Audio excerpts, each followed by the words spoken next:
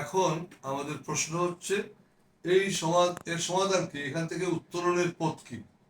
উত্তরণের পথ খুবই সহজ এবং খুবই কঠিন। একটি প্রতিষ্ঠিত সরকার, যার সঙ্গে পুলিশ ছিল, র্যাব ছিল, বিডিআর ছিল, বিজিবি ছিল এবং সামরিক বাহিনীরও একাংশ ছিল, এদেরকে উৎখাত করতে লেগেছে 1.5 মাস সময়।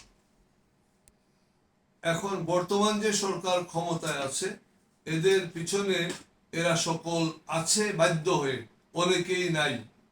এদের বিরুদ্ধে যদি আন্দোলন হয় এবং আমাদের প্রধান শত্রু ভারতীয় এজেন্টরা যদি সেখানে ইন্ধন যোগায়, তাহলে বর্তমান সরকারকে উৎখাত করতে 7 দিনের বেশি সময় লাগবে না। এই বিষয়টুকু অনুভব করে আমাদের যে অভিভাবক পরিষদ বা তত্ত্বাবধায়ক সরকার, তাদেরকে কাজ করতে হবে। সমন্বিত করার, শক্তি সমন্বিত করার, ঐক্য করার এবং স্বার্থকে জলাঞ্জলি দিয়ে, জাতির স্বার্থকে সামনে দিয়ে ডক্টর ইউনূসের মতো একজন বিশ্বনন্দিত নেতার অধীনে আমরা কাজ করছি। এইটাকে সামনে রেখে সবাই যদি আমরা টার্গেট 1, দেশের সার্বিক উন্নয়ন, শৃঙ্খলার উন্নয়ন, অর্থনীতির উন্নয়ন, রাজনীতির উন্নয়ন এবং পরিবেশগত উন্নয়ন, এগুলো যদি আমরা করতে চাই, তাহলে আমরা পারবো। আমাদের উন্নয়নের, উত্তরণের পথ খুঁজে পাওয়া যাবে।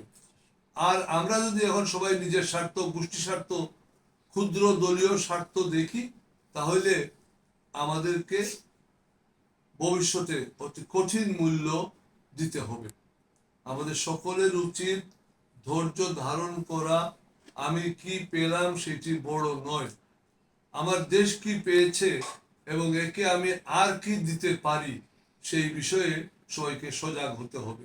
আর যারা এখন ক্ষমতার স্বাদ পেয়েছেন, আমাদের উপদেষ্টা মণ্ডলী, তাদেরকেও দেশবাসীর সঙ্গে যোগাযোগ এমনভাবে গড়ে তুলতে হবে, তারা জনগণের সঙ্গে কথা বলবেন না, মন্ত্রীরা তাদের বাড়িতে কাউকে কথা বলতে দিবে না, অফিসে মানুষকে ঢুকতে দিবে না।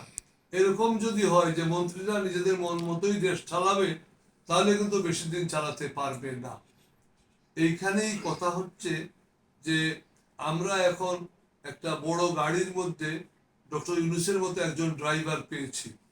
এখন আমাদেরকে সবার সঙ্গে হাত মিলিয়ে, সবার সঙ্গে হাসি বিনিময় করে, সবার সঙ্গে ভালোবাসার সম্পর্ক রেখে আগামী দিনের দিকে অগ্রসর হইতে হবে এবং জাতির সমস্যার একটা একটা করে সমাধান করতে হবে। আমাদের আমলাতন্ত্রকে পুরাপুরি অদল বদল করতে হবে, অনেককে ছাঁটাই করতে হবে। পুলিশে আছে, অনেককে ছাঁটাই করতে হবে। সেনাবাহিনীতে অনেককে ছাঁটাই করতে হবে। তারপরে একটা ঝরঝরে প্রশাসন, ঝরঝরে একটি প্রতিরক্ষা ব্যবস্থা, ঝরঝরে একটি আইন শৃঙ্খলা পরিস্থিতি নিয়ে আমরা সামনে আগাতে পারি, তাহলেই দেশের একটা উজ্জ্বল ভবিষ্যতের সম্ভাবনা থাকে। না হইলে আমরা অন্ধকারে নিমজ্জিত হব। আমি আমার এই দেশের প্রতি আমার ভালোবাসার টানে দেশের জন্যে ভালো কামনা করি, মঙ্গল কামনা করি। আমাদের যে উপদেষ্টা মণ্ডলী এবং যারা দেশে বিভিন্ন জায়গায় দায়িত্ব পেয়েছেন, দায়িত্ব নিয়েছেন, তাদের সকলের সুস্বাস্থ্য এবং সাফল্য কামনা করে আমার বক্তব্য শেষ করছি। আসসালামু আলাইকুম। প্রশ্ন করবেন?